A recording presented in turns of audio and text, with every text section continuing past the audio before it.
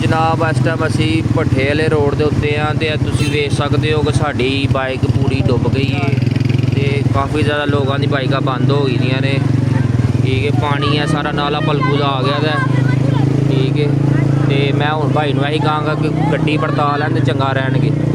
भाई जी बाइक पड़ताल हो बहुत ही अगे टुर गए हो,